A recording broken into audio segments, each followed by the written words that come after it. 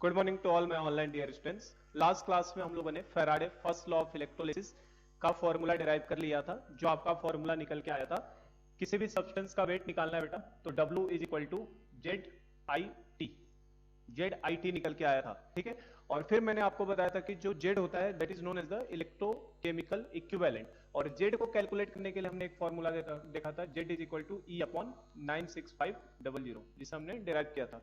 आज हम लोग इन्हीं फॉर्मूलों के ऊपर क्वेश्चन देखेंगे कि फैराडे लॉ के ऊपर आखिर क्वेश्चंस किस तरीके से सॉल्व किए जाते हैं। ठीक है, प्रॉब्लम काफी इजी होते हैं, फॉर्मूला एक ही अपने पास, दो तीन फॉर्मूले काम में आएंगे। उन दो तीन फॉर्मूलों को मैं लिख देता हूं यहां पे। देखिए, सबसे पहले आपको फॉर्मूला वेट निकालना है तो W is equal to Z I T, W is equal to Z I T, ये फॉर्मूला था, या इसे जेड इंटू क्यू भी लिख सकते थे आई टी को। ठीक है, और जेड को खुद हम लोग क्या लिख सकते थे, E अपॉन 96500, तो that can be written as E I T upon 96500। ठीक है, वेट निकालने के लिए ये काम आएगा, पहली चीज। दूसरा, इक्विवेलेंस निकालना हो कभी तो इक्विवेलेंस निकालने के लिए कौन सा फॉर्मूला यूज करेंगे हम लोग, moles into N factor, moles into N factor. और कल मैंने आपको सबके एन फैक्टर निकालना सिखाया, गैसेस का कैसे एन फैक्टर निकालते हैं, एसिड का कैसे, सॉल्ट का कैसे, बेस का कैसे, तो कल एन फैक्टर निकालना भी हमने सीखा था। तो हम लोग यहीं से आज ज्यादातर मैंने आपको बताया था, मैं इसी फॉर्मूले को यूज करता हूं, equivalence is equal to moles into N factor, क्योंकि इसी से सारे प्रॉब्लम को जनरली हम लोग सॉल्व करेंगे। चलो तो हम लोग इनके ऊपर न्यूमेरिकल स्टार्ट करते हैं। फॉर्मूला तो अपने पास एक ही है, कौन सा, W is equal to Z I T upon 96500। चलो तो सबसे पहले सिंपल तरीके के क्वेश्चंस की बात करूं अगर मैं, जैसे सबसे सिंपल सा आसान सा क्वेश्चन आपसे इस तरीके से दे रहा है, if electrochemical equivalent, electrochemical equivalent, electrochemical equivalent of a substance, of a substance is 0.0006, और इलेक्ट्रोकेमिकल इक्विवेलेंट की यूनिट क्या होगी, कल बताया था मैंने, E इज इक्वल टू आपका क्या हो रहा था, sorry, Z is equal to E upon 96500। E मतलब होता है इक्विवेलेंट वेट जो ग्राम में होता है, और नीचे आपका कूलम, तो ये हो जाएगा ग्राम पर कूलम हो जाएगा आपका यूनिट, है ना। तो आपसे दे रहा है if electrochemical equivalent of a substance is 0.006 ग्राम पर कूलम, देन कैलकुलेट, क्या क्या कैलकुलेट करवा रहा है हमसे। पहला पार्ट क्वेश्चन का दे रहा है, calculate equivalent weight of the substance. सबसे पहले हमें क्या निकालना है बेटा, उसका इक्विवेलेंट वेट निकालना, उस सब्सटेंस का इक्विवेलेंट वेट कितना होगा। और इसी क्वेश्चन का सेकेंड पार्ट आपसे दे रहा है, valency of the, valency of the substance, valency of the substance if atomic mass, if atomic mass of the substance is 173.7 ग्राम। ठीक है, ये दो पार्ट में क्वेश्चंस को हमें सॉल्व करना है। तो पहले देखो, electrochemical equivalent of substance, electrochemical equivalent का मतलब ECE बोलते थे हम लोग जिसे, इलेक्ट्रोकेमिकल इक्विवेलेंट, और जिसे हम लोग किससे रिप्रेजेंट करते थे, जेड से। तो जेड की वैल्यू आपको दिया है, जेड की वैल्यू कितनी दिया है, इलेक्ट्रोकेमिकल इक्विवेलेंट की वैल्यू 0.0006। ठीक है, ये हो गया ई की वैल्यू। फिर हमने कल एक फॉर्मूला देखा था, ई और जेड का क्या रिलेशन होता है, कभी भी निकालना हो तो जेड इज इक्वल टू अपने पास क्या फॉर्मूला आया था, ई अपॉन 96500। ये फॉर्मूला हमने निकाला था कल, जेड का डिराइव किया था। तो यहां से अगर आप इक्विवेलेंट वेट की बात करो बेटा, फर्स्ट पार्ट क्वेश्चन का कर रहा हूं मैं, फर्स्ट पार्ट में आपको क्या निकालना था, इक्विवेलेंट वेट। तो equivalent weight is equal to कितना हो जाएगा आपके लिए, जेड इंटू 96500। ठीक है, और जेड की वैल्यू आपको दिख रही है कितनी है, 0.0006, that can be also written as 10 into 6 into 10⁻⁻⁴, 4 digit पे डेसिमल डाल सकते हैं ना, तो आप इसे 6 इंटू 10⁻⁴ लिख लो। 96500 को आप चाहो तो 9.65 इंटू 10⁻⁴ लिख सकते हैं साइंटिफिक नोटेशन में। तो -4 + 4 आपस में कैंसिल आउट हो जाएगा।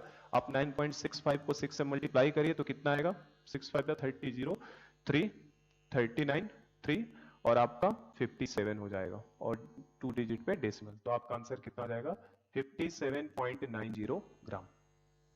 तो ऐसे छोटे मोटे सिंपल सिंपल से क्वेश्चंस आ जाते हैं ना, सीटी नीट में आप देखोगे आपको डायरेक्ट आपको ई की वैल्यू दे देगा, है ना, सॉरी ई बोल रहा हूँ, जेड की वैल्यू दे देगा और आपसे इक्विवेलेंट वेट पूछ लेगा। तो इस तरीके से केवल एक फॉर्मूला है, एक स्टेप में सॉल्व हो जाता है। सेकंड प्रॉब्लम देखो, सेकंड थोड़ा सा अच्छा और कर दिया मैंने। सेकंड प्रॉब्लम में बोला है valency of the substance, substance की वैलेंसी निकालिए अगर एटॉमिक मास सब्सटेंस का दिया हुआ है कितना 173.7। वैलेंसी निकालने का मतलब क्या है उस सब्सटेंस का, बेसिकली उस सब्सटेंस का एन फैक्टर निकालेंगे हम लोग। वैलेंसी मतलब क्या निकालेंगे, एन फैक्टर को हम लोग कैलकुलेट करेंगे। और अपने पास फॉर्मूला क्या है, इक्विवेलेंट वेट का फॉर्मूला कल बताया था मैंने आपको।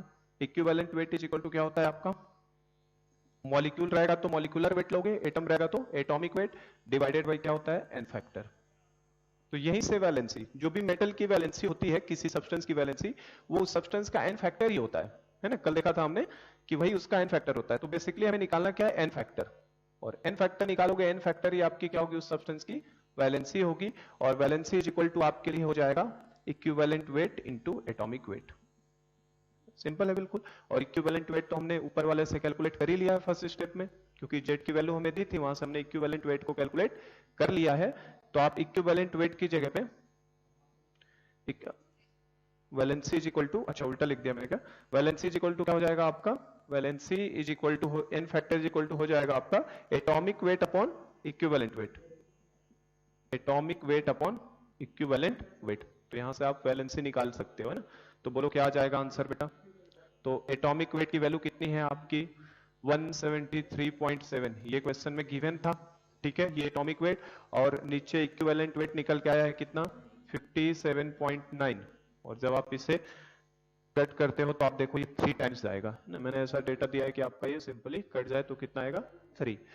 तो सेकंड पार्ट का आंसर, फर्स्ट पार्ट का आंसर हो गया 57.90 ग्राम, और सेकंड पार्ट का आंसर आपके लिए हो गया वैलेंसी कितना आ जाएगा आपके लिए आंसर 3।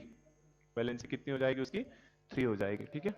तो इस तरीके से सिंपल सा क्वेश्चन अगर बने छोटा मोटा तो इस तरीके से डील कर सकते हैं, कोई दिक्कत नहीं है। आई होप कि ये क्वेश्चन क्लियर है ना, आसान सा भी है। चलो थोड़ा धीरे बोलिए, थोड़ा धीरे आ रही आवाज।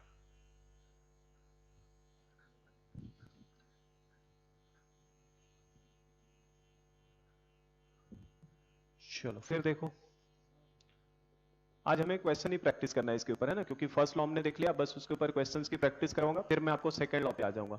चलो तो देखो, नेक्स्ट अगर प्रॉब्लम की मैं बात करूं, जो अगले टाइप के क्वेश्चंस बनते हैं फैराडे लॉ के ऊपर, वो इस तरीके के बनेंगे कुछ आपसे।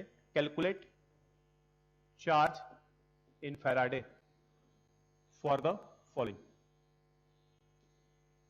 Calculate charge in Faraday for the following, इस तरीके के भी क्वेश्चंस आपको देखने को मिलेगा। जिसमें सबसे पहला अगर क्वेश्चन मैं आपको दे रहा हूं, 1 मोल ऑफ सल्फेट आयन। देखो ये सिंपल क्वेश्चंस होते हैं, कंफ्यूजिंग भी होते हैं। आपने मोल कॉन्सेप्ट के अंदर भी ऐसे क्वेश्चंस को डील किया होगा कि 1 मोल सल्फेट आयन को अगर निकालना है कि कितना चार्ज होगा फैराडे में, तो क्या करते थे, इसका सिंपल तरीका क्या होता है, कल की क्लास में मैंने आपको बताया, उसी कॉन्सेप्ट को यूज करो। कल मैंने क्या सिखाया था आपको, इक्विवेलेंस होता है 1 equivalence is equal to 1 faraday. कल हमने इस चीज को निकालना सीखा था। 1 faraday of charge always deposited और liberated of any substance 1 equivalence at any electrode. 1 faraday का आप चार्ज पास कराओगे तो हमेशा 1 इक्विवेलेंस उस सब्सटेंस का डिपॉजिट या लिबरेट करता है किसी भी इलेक्ट्रोड पे। इसी कॉन्सेप्ट को हम लोग लेके चलेंगे, ठीक है। हम लोग क्या करेंगे, जो भी क्वेश्चंस इस तरीके से मिलेंगे, खूब देखने को मिलेगा आपको, आप उस सब्सटेंस का हमेशा क्या निकाल लो, इक्विवेलेंस। जो उसका इक्विवेलेंस आएगा, जितना इक्विवेलेंस आएगा उतने फैराडे का चार्ज हो जाएगा, क्योंकि 1 इक्विवेलेंस 1 फैराडे के बराबर है। तो अगर मैंने बोला आपको किसी सब्सटेंस का 0.5 इक्विवेलेंस आया, तो अगर मैं पूछूं कितने फैराडे का चार्ज लेगा, तो 0.5 इक्विवेलेंस का मतलब कितने फैराडे का चार्ज हो जाएगा, 0.5 फैराडे, ठीक है। तो ऐसे क्वेश्चंस को करने का तरीका यही होता है कि आप कभी भी चार्ज आपसे पूछे फैराडे में निकालिए, तो आप हर क्वेश्चन में क्या निकालोगे, इक्विवेलेंस निकाल लो, और इक्विवेलेंस निकाल लिए तो प्रॉब्लम सॉल्व हो जाएगा। और इक्विवेलेंस निकालने के लिए अभी मैंने बताया आपको इक्विवेलेंट कैसे निकालते हैं आप लोग, मोल्स इंटू एन फैक्टर से, मोल्स इंटू एन फैक्टर। तो बस हम लोग यही तरीका अपनाएंगे इन सब तरीके के क्वेश्चंस के लिए। तो पहला दे रहा है calculate charge in Faraday for the following, जिसमें पहला मैंने दिया 1 मोल ऑफ सल्फेट आयन, और कल ही मैंने बताया था। तो देखो आपको बेटा क्या निकाल लो, इक्विवेलेंस निकालो। यहां से इक्विवेलेंस इज इक्वल टू क्या लगाओगे formula, moles into N factor, moles into N factor. Moles आपको सीधा सीधा दिया हुआ है क्वेश्चन में, कितने mole, 1 mole, into N factor कितना होगा, तो मैंने बताया किसी भी आयन का जो एन फैक्टर होता है उसके ऊपर जो भी charge present on ion is the n factor of that ion, उस आयन का एन फैक्टर क्या होता है, कितना उसके ऊपर चार्ज मौजूद है। तो कितना चार्ज है इसके ऊपर, -2 का, ठीक है।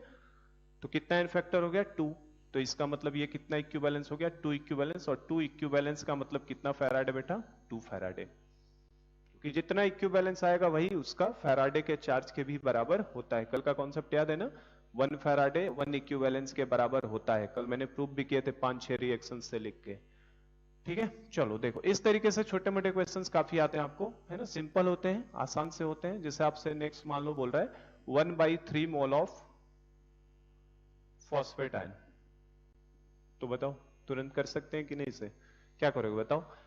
फैराडे में चार्ज निकालना है, तो मैं अब चार्ज लिखता हूं, चार्ज इज इक्वल टू क्या लिखूंगा बोलो, मोल्स कितना 1/3 इंटू इसका कितना लिया जाएगा, एन फैक्टर कितना होगा 3, तो 1/3 इंटू 3 मतलब कितने फैराडे, 1 फैराडे, खत्म हो गया। तो एक एक लाइन में क्वेश्चंस हो जाते हैं ना, चार्ज कभी भी फैराडे में निकालना है, एक एक लाइन में ऐसे क्वेश्चंस को आप आसानी से कर सकते हो, कोई दिक्कत नहीं होती है ना। इवन मैं इसको बता दूं ना, एक और ट्रिक आप देखो, ऐसे ध्यान रखो, सीधा आप क्या कर दिया करो ऐसे क्वेश्चंस के लिए, मोल इंटू चार्ज कर दो। इस तरीके के क्वेश्चंस को करने का एक और तरीका क्या है, मोल इंटू चार्ज। मोल 1 है, चार्ज 2 है, तो 1 इंटू 2, मतलब वो बेसिकली चार्ज मतलब एन फैक्टर ही बन जाएगा ना उसका, क्योंकि आयंस के केस में तो जो चार्ज होता है वो एन फैक्टर हो जाता है। तो 1 इंटू 3 मतलब कितना, 1/3 इंटू 3 1 फैराडे। थर्ड टाइप का क्वेश्चन देखो, थोड़ा सा चेंज कर रहा हूं मैं, 1.4 gram of nitride ion, 1.4 gram of nitride ion. अब नाइट्राइड आयन क्या होता है ये पता होना चाहिए। तो नाइट्राइड क्या होता है बेटा, नाइट्रोजन के ऊपर -3 का चार्ज, नाइट्रोजन के ऊपर -3 का चार्ज, तो ये नाइट्राइड आयन हो गया। तो अब इसका निकालना है आपको, तो फिर से वही करो, charge is equal to equivalence होगा, चार्ज इज इक्वल टू हमेशा क्या होगा, इक्विवेलेंस और चार्ज हमेशा बराबर आने वाले हैं फैराडे के टर्म्स में। तो चार्ज इज इक्वल टू क्या कर दूं मैं, 1.4, ये मुझे मास दिया है, तो मास को पहले किस में कन्वर्ट करो, और देखो मैंने मास दे दिया, तो मास को पहले मोल्स में कन्वर्ट करो, तो 1/1.4, और इसका मास कितना होगा, नाइट्रोजन का बेटा तो 14 होता है, पता होगा आपको, इनटू इसका एन फैक्टर कितना लोगे, जितना का चार्ज देखिए, चार्ज कितना है 3, तो ये कितना आ जाएगा आपका 1.4/14 मतलब कितना 1/10 हो जाएगा, मतलब ये 0.3 फैराडे हो जाएगा। कितना आ जाएगा 0.3 फैराडे, सिंपल है बिल्कुल, ठीक है। फोर्थ देखो, 1.4 gram of azide ion, azide ion दे दिया इस बार। तो नाइट्राइड और एजाइड में बहुत कंफ्यूजन होता है ना, तो एजाइड आयन कैसे बनता है, हाइड्रोजोइक एसिड से, है ना, आपका HN3 होता है, आपने पढ़ा होगा ना, ये हाइड्रोजोइक एसिड HN3 होता है, तो इसका हाइड्रोजन हटा दो तो क्या बन जाएगा, N3 के ऊपर -1 का चार्ज, तो ये आपका एजाइड आयन हो जाएगा। तो आपसे एजाइड आयन पे पूछ रहा है, तो ध्यान रखना, नाइट्राइड आयन बोलने का मतलब क्या है, नाइट्रोजन के ऊपर -3 का चार्ज है, और एजाइड आयन का मतलब क्या है, 3 नाइट्रोजन के ऊपर 1 माइनस का चार्ज है ना, यहाँ पे -1 का चार्ज है, यहाँ पे -3 का। नाइट्राइड आयन में एक ही नाइट्रोजन होता है, एजाइड आयन में 3 नाइट्रोजन होते हैं। तो निकालो, कैसे निकालोगे, चार्ज इज इक्वल टू क्या लिखेंगे, इसका मास 1.4 डिवाइडेड बाई एटॉमिक मास या मोलर मास या मोलिकुलर मास। नाइट्रोजन के 3 एटम है बेटा, तो एक एटम का तो 14 होता है, तो 3 है तो कितना हो जाएगा 14 इंटू 3, 14 इंटू 3 42 हो जाएगा ना नीचे, इंटू इसके ऊपर चार्ज देखो कितने का है, चार्ज 1 यूनिट का है, तो इसका मतलब एन फैक्टर इसका 1 हो गया। तो यहां से कितना जा रहा है आपका, इसको अगर करोगे तो 30 हो जाएगा, तो F/30, तो कितने का चार्ज आ गया F/30। कोई कहेगा कि सर चार्ज फ्रैक्शन में है, फ्रैक्शन में नहीं है बेटा, आप F की वैल्यू भी तो रखोगे 96500 है ना, फिर उसको कैंसिल आउट करोगे। तो इस तरीके से आपको ध्यान रखने, तो ये सब क्वेश्चंस सिंपल होते हैं, और मुझे लग रहा है कि आपने मोल कॉन्सेप्ट के अंदर भी ये क्वेश्चंस किए होंगे, है ना, मोल कॉन्सेप्ट और रेडॉक्स चैप्टर में भी ऐसे कुछ प्रॉब्लम्स किए होंगे। इनको फैराडे लॉ से ज्यादा मतलब नहीं है, केवल फैराडे का हमने सेकंड स्टेटमेंट को यूज किया। क्या बोला था उसने, 1 faraday of charge always deposited और liberated 1 equivalence of any substance at any electrode, उसी को हम लोग यूज कर रहे हैं। सबका इक्विवेलेंस निकालेंगे, वही इक्विवेलेंस उसके चार्ज के बराबर हो जाया करेगा। चलो फिफ्थ देखो, और क्वेश्चंस मैं करवा रहा हूं इसके ऊपर, है ना, कुछ अच्छे क्वेश्चंस भी इसके ऊपर बनते हैं। जैसे आपसे बोल रहा है for the conversion of FeO into Fe3O2, FeO को Fe3O2 में कन्वर्ट करेंगे अगर, तो आपसे पूछ रहा है कि कितना चार्ज लगेगा, ये सब इसी के अंदर क्वेश्चंस हैं। तो FeO को Fe3O2 में कन्वर्ट करोगे तो कितना लगेगा। इनमें देखो, इनमें डायरेक्ट आपको चार्ज दिख जा रहा था, तो आपने डायरेक्ट आंसर्स कर लिया, यहाँ पे एन फैक्टर दिख रहा था, इसमें अब एन फैक्टर पहले कैलकुलेट करना पड़ेगा। तो क्या दे रहा है हमें, FeO है और इसे कन्वर्ट करा रहा है किसके अंदर, Fe3O2। किस तरीके से हो रहा है उससे हमें मतलब नहीं, हमें तो केवल फैराडे चार्ज निकालना है ना इसमें, ये कौन से प्रोसेस से कैसे हो रहा है उससे मतलब नहीं है, बस चार्ज निकालना सीखना है। तो देखो यहाँ पे ऑक्सीडेशन नंबर निकालो बेटा, एन फैक्टर निकालना है बस इसमें, फॉर द कन्वर्जन ऑफ, यहाँ पे ये भी दे देता हूं मैं 1.5 मोल्स, मोल्स भी बता दिया मैंने, अगर नहीं दिया होता तो 1 मोल मान लेते। 1.5 मोल्स ऑफ FeO, मोल्स तो देगा ही, मोल्स इंटू एन फैक्टर करेंगे ना, तो FeO में +2 का चार्ज है। Fe3O2 में अगर बात करूं मैं Fe3O2 में, तो Fe3O2 में कितने का चार्ज आएगा इसके ऊपर आपका, ये -4 हो जाएगा, तो यहाँ पे ये 4/3 का चार्ज हो जाएगा। आई होप कि ऑक्सीडेशन नंबर निकालने सबको आता है ना, कैसे निकाला मैंने, ये आता है, देखो साइड में मैं कर देता हूं, लेकिन ये आपको आना चाहिए। जिसका निकालना उसे x मान लो, फेरस का इंटू 3 +2 इंटू ऑक्सीजन का कितना होता है बेटा -2 is equal to 0। Oxidation number निकालना सीखा है ना हमने, तो वही लॉजिक लगा रहा हूं मैं, तो 3x इज इक्वल टू कितना हो जाएगा 4, तो x इज इक्वल टू 4/3, ठीक है, तो x is equal to 4/3 simply यहां से, तो कितना हो गया 2 से 4/3, मतलब कितने का चेंज है, 2 से 4/3 में जाने का मतलब कितने का चेंज है, उसी से n फैक्टर डिसाइड होगा। तो देखो क्या करो, 2 - 4/3 निकाल लो, n factor is equal to कितना हो जाएगा, जो भी चेंज होता है वही हमारा n फैक्टर होता है, तो 2 - 4/3 करो तो कितना आ जाएगा 2/3 आ जाएगा, ठीक है, तो ये कितना आ जाएगा 2/3, तो n फैक्टर आ गया आपका 2/3। तो अब आपको क्या निकालना था चार्ज, तो चार्ज इज इक्वल टू कितना होता है बेटा मोल्स इंटू n फैक्टर, क्योंकि वो इक्विवेलेंस के बराबर ही होना है हमेशा। तो मोल्स कितना है आपका, मोल्स दिखाई दे रहा है 1.5, 1.5 को 3/2 लिख सकता हूं क्या, 1.5 मोल्स इंटू n फैक्टर कितना है 2/3, तो ये देखो पूरा कैंसिल आउट हो गया, मतलब ये कितने फैराडे का चार्ज हो जाएगा 1 फैराडे, ठीक है, तो आंसर हो गया 1 फैराडे का चार्ज हो जाएगा। चलो और देखो इस तरीके के क्वेश्चंस आता है, हमसे बोलता है calculate charge in Faraday required for the reduction of 1 mole of MnO4 minus into Mn+2, इस तरीके के क्वेश्चंस भी मिलेंगे आपको। मतलब बेसिकली क्या निकालना है, for the reduction of, calculate charge in Faraday, calculate charge in Faraday for the reduction of 1.5 moles of 1.5 moles of MnO4 minus into Mn+2, 1.5 moles of MnO4 minus को Mn+2 में convert करना है, reduce कराना है, तो बताइए कितने Faraday charge की जरूरत पड़ेगी। ऐसे क्वेश्चंस बोर्ड में भी आते हैं, ठीक है, 2 नंबर का आएगा बोर्ड के अंदर, लिखने के लिए भी करने को आएगा और ऑब्जेक्टिव पेपर में भी मिलेगा। For the reduction of 1.5 moles of MnO4 minus into Mn+2, तो इसमें भी लॉजिक वही लगाएंगे क्या, मोल्स इंटू n फैक्टर लगा दो बस, तो equivalence is equal to charge होने वाला है, और ये बराबर किसके, मोल्स इंटू n फैक्टर के, मोल्स इंटू n फैक्टर के, तो कितना हो जाएगा बोलो बेटा। मैग्नीज का यहाँ पे देखो Mn का ऑक्सीडेशन नंबर कितना है +7, अब ऑक्सीडेशन नंबर निकालने तो आपको आते हैं, MnO4 माइनस में कितना है +7, यहाँ पे ऑक्सीडेशन नंबर कितना दिख रहा है +2, कितने का चेंज है 5 का, कितने का चेंज है 5 का। एटम भी देखो मैग्नीज का कितना है 1 एटम, चेंज कितने का है 5 का, इसका मतलब n फैक्टर कितना हो गया 5, तो आपके लिए क्या आ जाएगा मोल्स कितना 1.5 इंटू n फैक्टर कितना 5, तो ये कितना हो जाएगा 7.5 फैराडे, ये आंसर हो गया। तो एक एक लाइन में ऐसे क्वेश्चंस को आसानी से कर सकते हो। Calculate charge in Faraday for the reduction of 1.5 moles of MnO4 minus into Mn+2, तो आप n फैक्टर निकालो, n फैक्टर को मोल से मल्टीप्लाई करो, डायरेक्ट क्या मिलेगा चार्ज, और जितना चार्ज मिलेगा वही इक्विवेलेंस होता है, क्योंकि 1 faraday is equal to 1 equivalence, ठीक है। चलो और देखो और प्रैक्टिस के लिए करते हैं हम लोग, फॉर द कन्वर्जन ऑफ,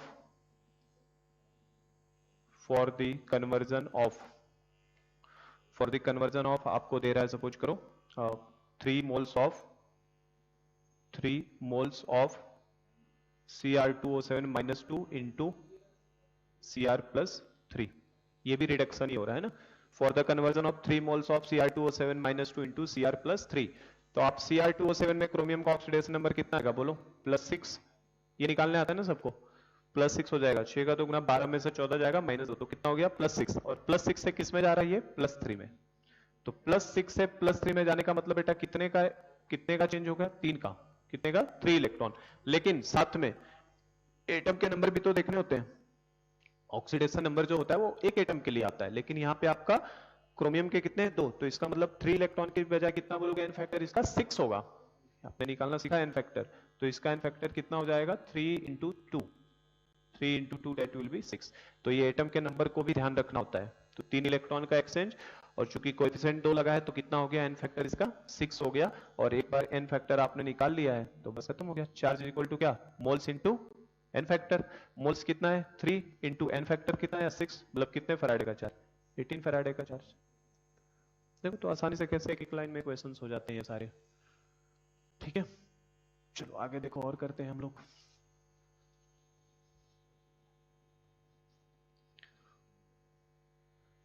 तो 3 मोल्स ऑफ Cr2O7, ये ध्यान रखना है एटम का नंबर कितना दे रहा है ना, उस हिसाब से भी करना होता है, ध्यान रखिएगा। चलो नेक्स्ट और करते हैं हम लोग।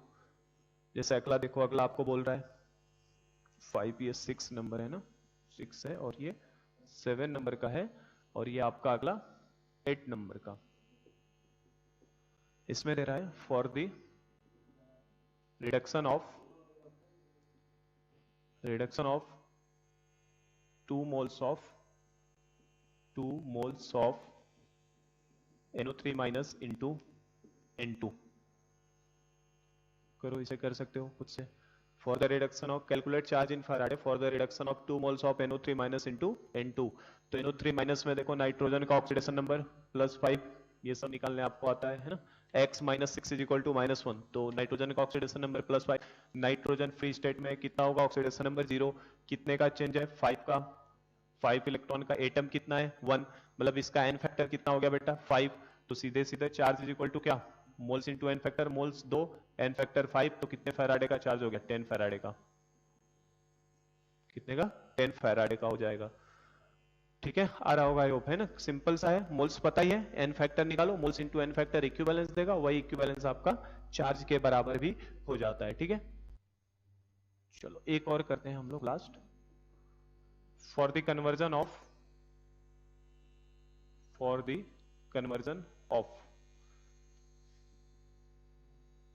MN3O2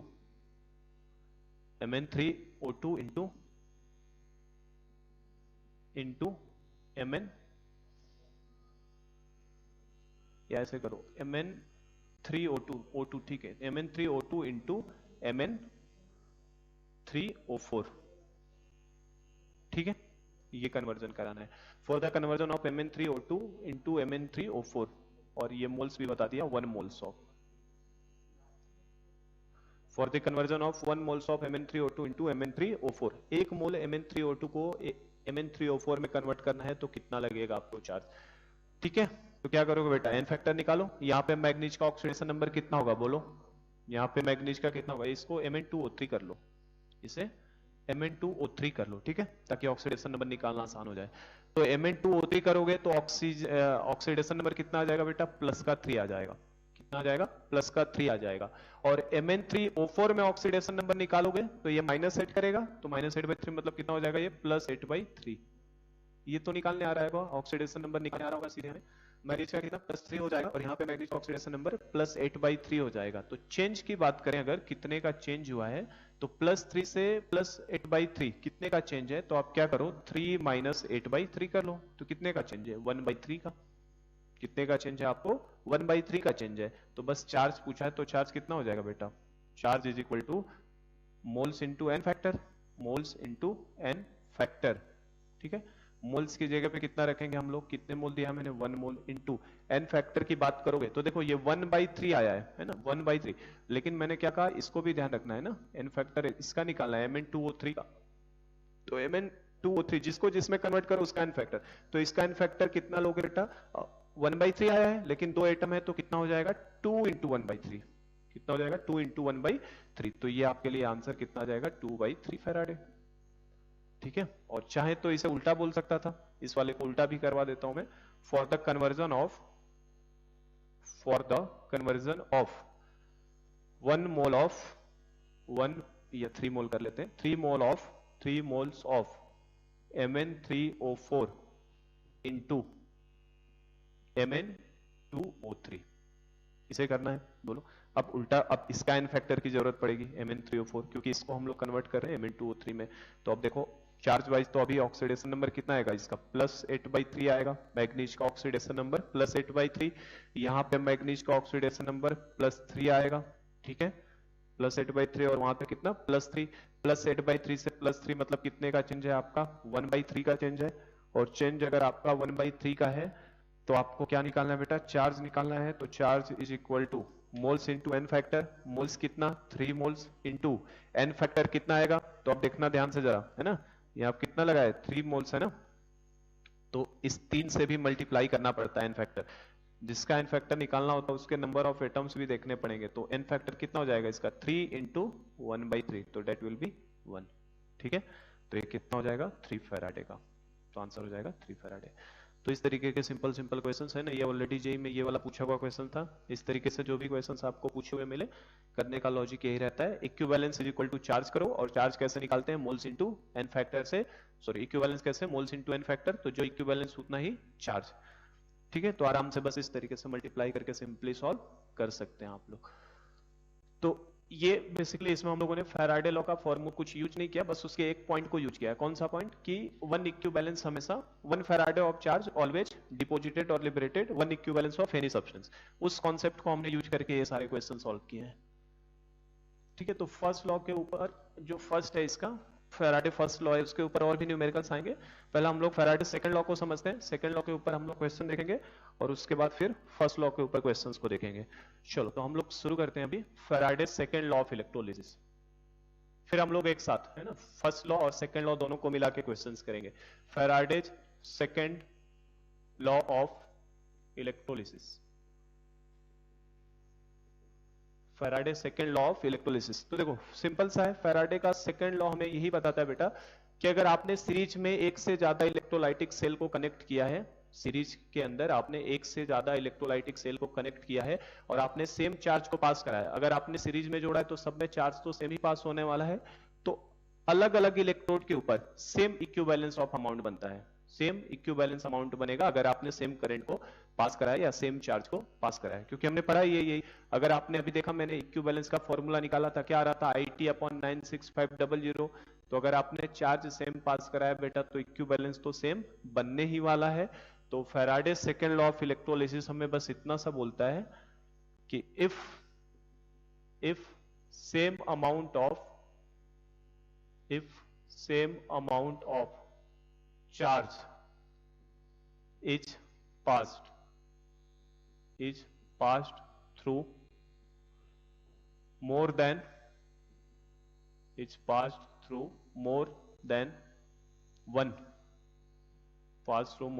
one electrolytic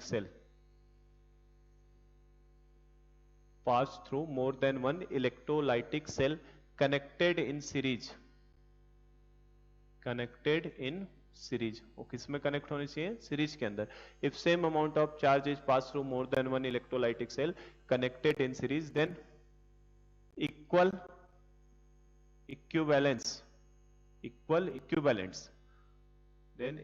equivalence of each substance will be form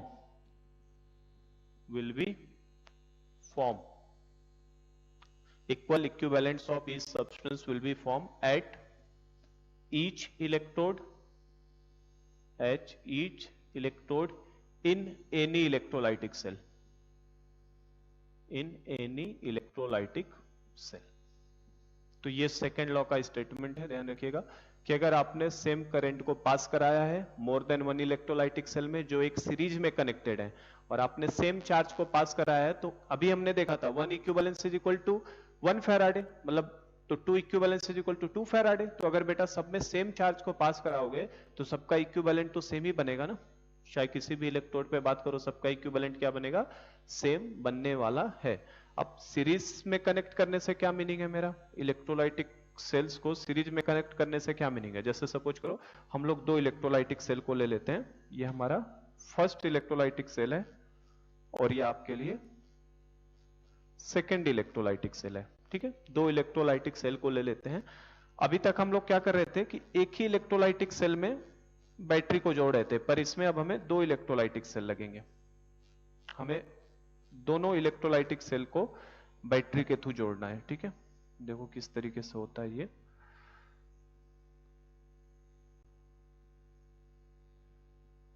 ठीक है, तो ये आपका फर्स्ट इलेक्ट्रोलाइटिक टैंक है बेटा, और ये आपका सेकेंड इलेक्ट्रोलाइटिक टैंक है। ये आपका, अभी तक हम लोग क्या करते थे, बैटरी को एक ही से जोड़ते थे, लेकिन इन दोनों को सीरीज में जोड़ने का मतलब यह है कि बैटरी का ये तो एनोड है पॉजिटिव टर्मिनल और ये आपका निगेटिव टर्मिनल, तो ये बेटा ये आपका एनोड है अभी भी ये एनोड ही है, ठीक है। इस बैटरी का ये क्या होता है, इसका कैथोड होता है, इस बैटरी का कैथोड होता है। इस बैटरी के लिए भी ये क्या रहेगा, इस इलेक्ट्रोलाइटिक टैंक का ये एनोड ही रहेगा, ये क्या रहेगा, इसका कैथोड रहेगा, ये इसका क्या रहेगा, कैथोड रहेगा, ठीक है। और सीरीज में जोड़ने का मतलब है कि इन दोनों को भी आप कनेक्ट करोगे।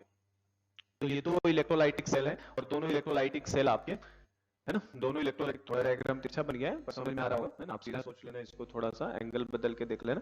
तो दोनों ये इलेक्ट्रोलाइटिक सेल अगर बीच में कनेक्ट किया है तो किस में जुड़े हुए हैं, सीरीज में जुड़े हुए हैं। अगर सपोज करो यहां से मैंने Q अमाउंट ऑफ चार्ज पास होगा, यहां से Q अमाउंट ऑफ चार्ज पास होगा, तो यही चार्ज यहां से भी जाएगा, सेम अमाउंट ऑफ चार्ज, और यही चार्ज वापस रिटर्न यहां भी दिखाई देगा।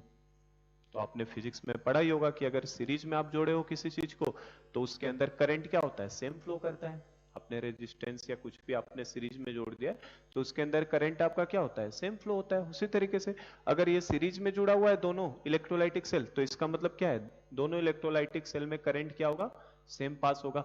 और इसको हम प्रूव भी कर सकते हैं, देखो कैसे, कि सब में जो बनेगा वो सेकंड लॉ का स्टेटमेंट को हम लोग प्रूव भी कर सकते हैं। फर्स्ट लॉ से ही आता है, हमने फर्स्ट लॉ में क्या देखा था, W is equal to EIT upon 96500, ये देखा था हमने, EIT अपॉन 96500। अगर मैं चाहूं तो इसे क्या, W बाई E भी मैंने लिखवाया था, W by E is equal to क्या होता है, IT अपॉन 96500, ठीक है बेटा। और W बाई ई जो होता था वेट अपॉन इक्विवेलेंट वेट, इसी को हम लोग क्या बोलते हैं, इक्विवेलेंस बोलते थे। तो इक्विवेलेंस का फॉर्मूला क्या हो जाता था, IT अपॉन 96500, ठीक है। W बाई ई को इक्विवेलेंस लिखते हैं ना, इक्विवेलेंट की इक्वल टू क्या बताया था मैंने, वेट अपॉन इक्विवेलेंट वेट। तो यहां से IT अपॉन 96500, और आप देखो क्या IT को आप चाहो तो Q लिख सकते हो, IT मतलब क्या है, चार्ज है, चार्ज को तो क्यों लिख ही सकते हैं हम लोग। तो आप देखो यहां से अगर ध्यान से, तो 96500 तो एक नंबर क्या है, कांस्टेंट ही है, ये क्या है, कांस्टेंट है। तो हम लोग क्या यहां से कह सकते हैं, ये जो मैंने ऊपर लिखा है इसके हिसाब से, equivalence is directly proportional to Q, बोलो।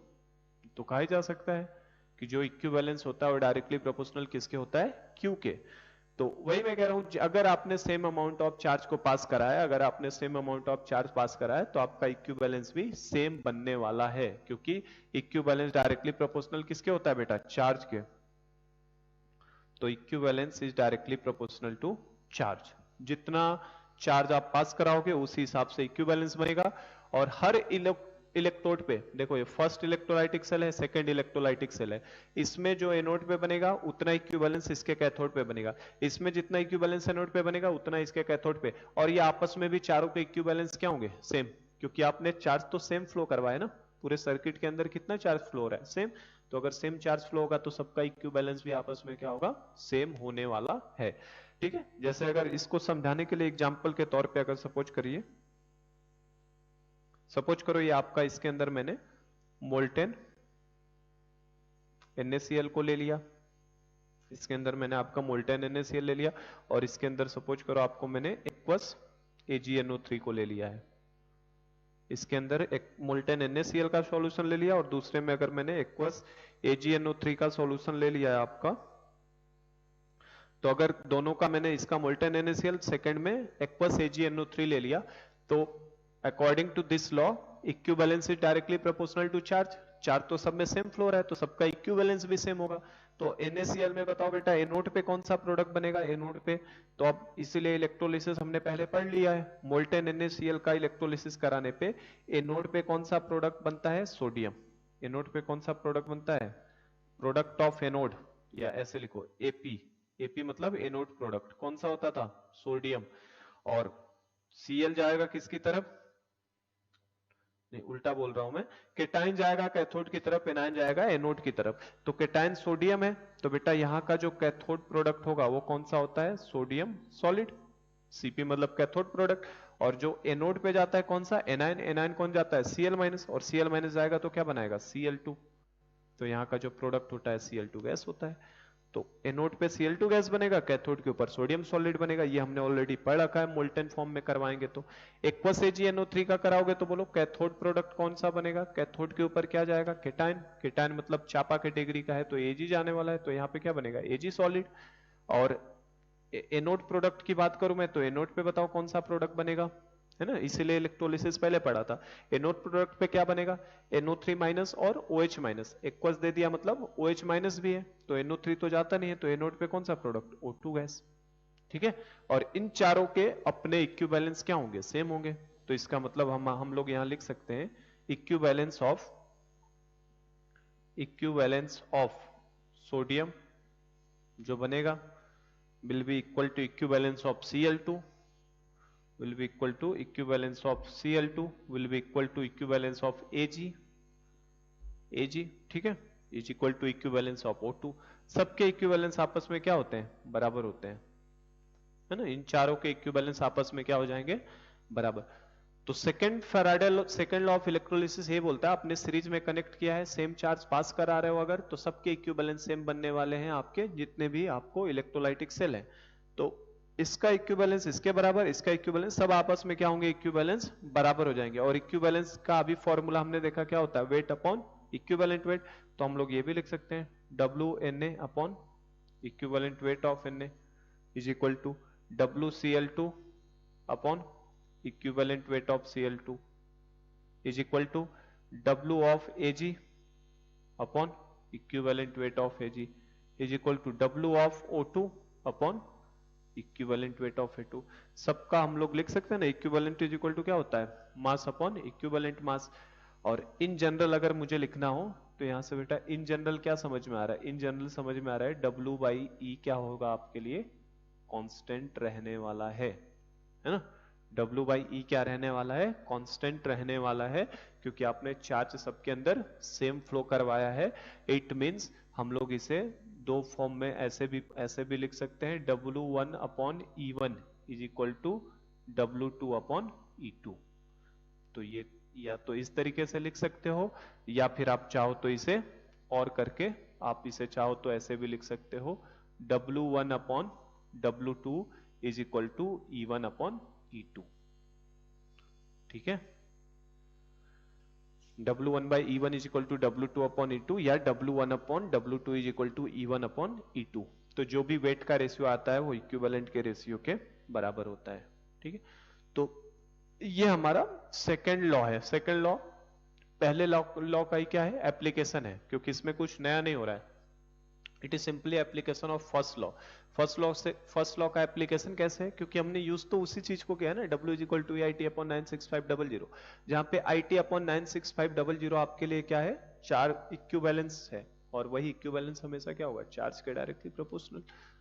तो ये हमारा second law of Faraday second law. अब क्वेश्चन हमसे जो बनते हैं, हमें कैसे पता चलता है फर्स्ट लॉ पे करना है कि सेकेंड लॉ पे? तो देखो, अगर आपको I और T करंट और टाइम की वैल्यू दे दिया बेटा, तब तो आप फर्स्ट लॉ से जाओ, क्योंकि आपको I और T दिया है ना, तो जनरली फर्स्ट लॉ को यूज करते हैं।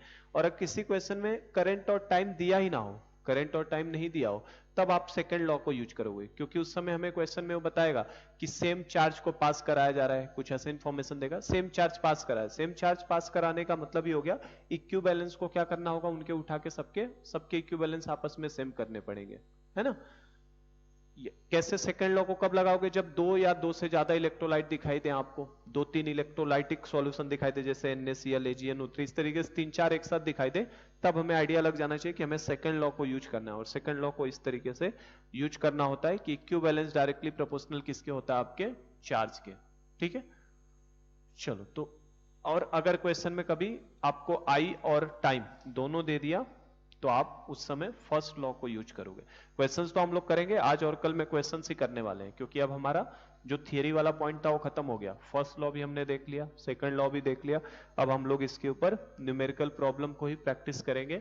जैसे अगर मैं एक सेकंड लॉ के ऊपर पहले क्वेश्चन करवा दूं आपको कि किस तरीके से क्वेश्चन आता है, तो जैसे सपोज करिए आपको बोल रहा है 10.8 gram of Ag is deposited at cathode at cathode during electrolysis of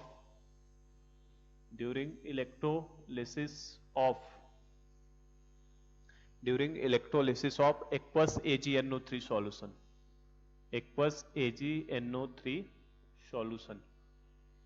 by passing some amount of charge,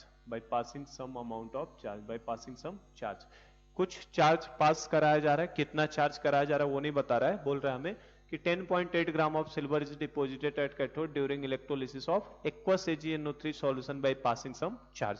हमें बोल रहा है calculate volume of hydrogen gas and volume of oxygen gas. हमसे बोला है calculate volume of hydrogen gas and volume of oxygen gas at 1 atm 273 Kelvin. Calculate volume of hydrogen gas and volume of oxygen gas at 1 atm 273 Kelvin obtained during electrolysis of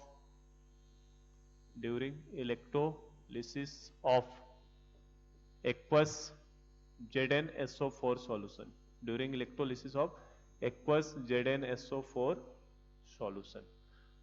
ठीक है, आपसे बोल रहा है volume of hydrogen volume of oxygen at 1 atm 273 kelvin obtained during electrolysis of aqueous ZnSO4 solution using same amount of charge,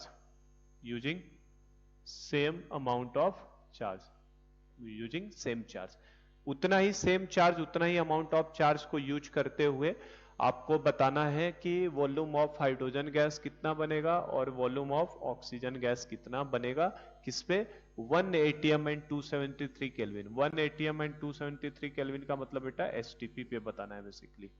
ठीक है, देखो एक क्वेश्चन में ये करवा रहा हूं आपको, अप्रोच यही लगाना है हर क्वेश्चन में। ठीक है, ध्यान रखना कैसे करवा रहा हूं, एक लाइन से ज्यादा नहीं लगता है ना, इलेक्ट्रोलिसिस के किसी भी प्रॉब्लम में एक लाइन से ज्यादा में सॉल्व नहीं होता। आपको दे रहा है पहले क्वेश्चन में बोला है सम चार्ज, कुछ चार्ज पास कराने पे आपको एक्वस AgNO3 सॉल्यूशन का इलेक्ट्रोलिसिस करवाएंगे तो हमें पता है एनोड पे क्या बनने वाला है आपका ऑक्सीजन गैस, कैथोड पे क्या बनने वाला है आपका सिल्वर मेटल। तो वो सिल्वर मेटल बन भी रहा है, कितना बन रहा है आपका 10.8 ग्राम। ठीक है, उतना ही सेम अमाउंट ऑफ चार्ज, उतना ही यूजिंग सेम चार्ज सेम उतने ही अमाउंट ऑफ चार्ज को पास कराने का मीनिंग ही क्या है, क्या मुझे चार्ज करंट टाइम कुछ की वैल्यू दी है, नहीं दी है। अगर सेम चार्ज पास कराया, इलेक्ट्रोलाइट भी चेंज किया, एक AgNO3 था बाद में इलेक्ट्रोलाइट लिया उसने एक्वस ZnSO4 सॉल्यूशन, तो बेटा अगर इलेक्ट्रोलाइट चेंज किया सेम अमाउंट ऑफ चार्ज पास करा रहा है, सेम अमाउंट ऑफ चार्ज तभी पास हो सकता है जब दोनों इलेक्ट्रोलाइटिक सेल आपके किस में जुड़े होंगे, सीरीज में जुड़े होंगे, है ना, कनेक्टेड इन सीरीज, और तभी सेम पास होगा चार्ज। और सेम चार्ज पास होने का मतलब ये हो गया कि इक्विवेलेंस सबके क्या बनेंगे, सेम बनेंगे। तो बहुत थोड़े से इंफॉर्मेशन से ही क्वेश्चन सॉल्व हो जाते हैं इसके अंदर। तो आप क्या करोगे, है ना, हम लोग क्या लिखेंगे, for same charge equivalence of each substance will be same, equivalence of each substance will be same. Her substance का इक्विवेलेंस क्या होगा, सेम होगा। अगर हमने सेम चार्ज को पास कराया है तो equivalence of each substance will be same. ऐसा क्यों कह रहा हूं मैं, अभी मैंने यहां पे प्रूव किया कि इक्विवेलेंस डायरेक्टली प्रोपोर्शनल चार्ज के है। तो अगर आपने सेम चार्ज पास कराया बेटा तो सबके इक्विवेलेंस सेम होंगे। तो क्या मैं यहां से लिख सकता हूं, इक्विवेलेंस ऑफ Ag जो होगा will be equal to equivalence of H2 will be equal to equivalence of O2। ठीक है, अब आपके दिमाग में ये नहीं आना चाहिए डाउट कि सर ये हाइड्रोजन ऑक्सीजन ये कहां से आ गया, है ना, ये कहां से आपने लिख दिया हाइड्रोजन और ऑक्सीजन गैस बताओ। आप इधर लिख रहे हो इलेक्ट्रोलिसिस ZnSO4 का कराया। तो बेटा इसके लिए हम लोग इलेक्ट्रोलिसिस का पहले ही कॉन्सेप्ट पढ़े थे पूरा कि किसको इलेक्ट्रोलिसिस कराने पे क्या बनेगा। जैसे एक्वस ZnSO4 का इलेक्ट्रोलिसिस करवाएंगे तो चूंकि क्वेश्चन में यहां तो मैंने दे दिया कि एक हाइड्रोजन है दूसरा ऑक्सीजन है, हो सकता है ये गैस का नाम ही ना दे प्रॉब्लम में, हो सकता है आपको यहाँ Ag मैंने बता दिया, हो सकता है आपको Ag बताए ही ना कि डिपोजिट होगा। तो आपको खुद सोचना है कि अगर इलेक्ट्रोलिसिस करवाऊंगा एक्वस AgNO3 का तो एनोड पे जाएगा ऑक्सीजन, ठीक है, NO3 माइनस तो नहीं जाएगा, OH माइनस मतलब ऑक्सीजन, और कैथोड पे जाएगा Ag। ठीक है, अब ZnSO4 का कराएंगे तो ये भी मनी मन सोचो, है ना। मनी मन कैसे सोचना है, Zn+2 कैटायन है, H प्लस कैटायन है, तो Zn+2 और H प्लस में से किसको जाएगा, चापा कैटेगरी का नहीं है तो H प्लस, मतलब हाइड्रोजन जाने वाला है। और सल्फेट है और दूसरा क्या OH माइनस, तो सल्फेट और OH माइनस में कौन जाएगा, OH माइनस, सल्फेट तो जा ही नहीं सकता। ठीक है, तो ऐसे बस सोचना है, मनी मन लेके राहुल सर का नाम, है ना, और उसके बाद बस सोच लो कि क्या क्या कौन सा चीज किधर जाने वाला है ना, कैटायन एनायन के बारे में। तो आप, है ना, इवन मैंने इतने सारे क्वेश्चंस करवा दिए इलेक्ट्रोलिसिस के कि उतना आइडिया हमें लग जाना चाहिए कि एनोड पे क्या प्रोडक्ट, कैथोड पे क्या प्रोडक्ट। तो इसीलिए यहाँ पे हाइड्रोजन और ऑक्सीजन दिया है, क्योंकि मुझे पता है during the electrolysis of ZnSO4 मुझे पता है एनोड प्रोडक्ट जो होता है, एनोड पे एनायन जाता है, मतलब एनोड प्रोडक्ट ऑक्सीजन होता है और कैथोड प्रोडक्ट हमारा हाइड्रोजन होता है, ये हमें पता है पहले से ही ना। तो इसीलिए उनके वॉल्यूम को उसने पूछा है। तो आप इक्विवेलेंस सबका सेम कर दो, क्योंकि सेम चार्ज पास करा है तो सब सब्सटेंस का इक्विवेलेंस सेम ही बनने वाला है, और इक्विवेलेंस सेम कर दिया तो बस अब सिंपल हो गया। आप किसका इक्विवेलेंस कैलकुलेट कर सकते हो यहाँ पे, जिसके बारे में इंफॉर्मेशन हो। तो मैं यहाँ से इक्विवेलेंस ऑफ Ag निकालता हूं, और इक्विवेलेंस का फॉर्मूला बेटा पहले ही बताया मैंने, इक्विवेलेंस इज इक्वल टू हमेशा क्या यूज करना है आपको, मोल्स इंटू एन फैक्टर।